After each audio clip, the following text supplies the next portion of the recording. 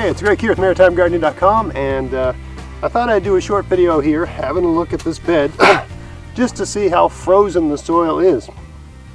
So I've been doing videos lately on the garden beds where I've got various sorts of microclimates in place, hoop houses, various kinds of improvised domes, plastic domes, things like that, just to thaw out the soil and get things started ahead of schedule. It's around the first weekend in March right now.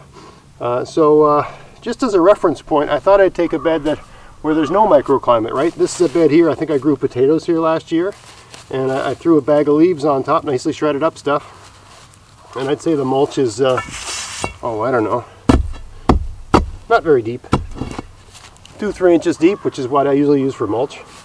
But I thought I'd try to pick my way in here just to see how deeply frozen the soil is in this bed, to give you a sense of where my garden is in terms of the 2020 gardening season, because really your gardening season starts when all your soil is thawed out.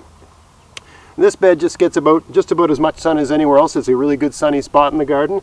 So I imagine any other bed in this garden is either equally as frozen or more frozen, because this does get sun on it. Any day there's sun, this gets all the sun there is on it, or almost all of it, 95%. So I got this really heavy tool here, and I thought I'd try to pick my way in.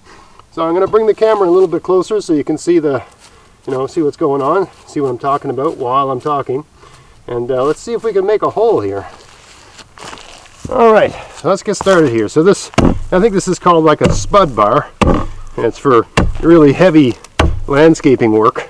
Just a solid piece of steel, and I mean, you can use this for ice fishing, I suppose, to make a hole, although an ice auger is a better tool. But anyway, it's a heavy tool, and I chose this over a pickaxe because it's heavy, and it's just got a lot of power behind it.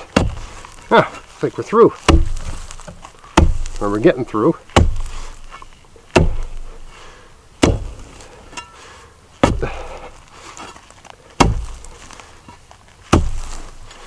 There we go.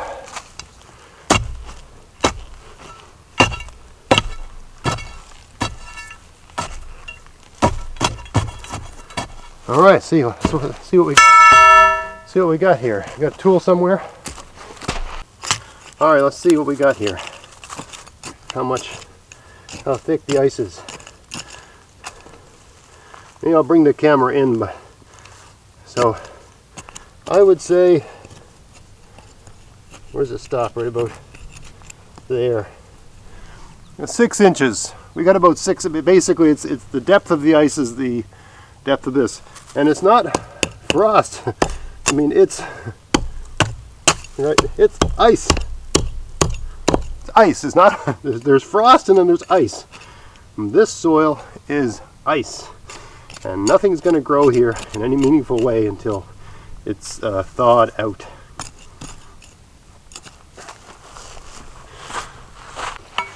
Anyway, that's where the soil is right now. Ice, right? Ice. Oh, God. And that's why I affect microclimates in my garden. If you're somewhere else in the world and it's the beginning of March, and you don't see why I'm going to all this trouble, because it's a fairly short gardening season here, and you have to do everything you can to take advantage of the good days, and everything you can to cheat and move certain parts of your garden ahead. Yes, transplants are one strategy, but having done both, in my opinion, this is better, and this isn't a video about that. Someone always says, why don't you do transplants? Right? And there's some things you just can't transplant in the ground anyway, and there's other things that even though you can transplant them, they do so much better if they're direct seeded, in my experience. So anyway, I don't want to get in a diatribe about that. Whole point was to show you how frozen the soil is here, so you get a sense of where my garden is, where my soil is, and so you can judge your results and the stage of planting and so on that you're at relative to what I'm working with and where I'm at.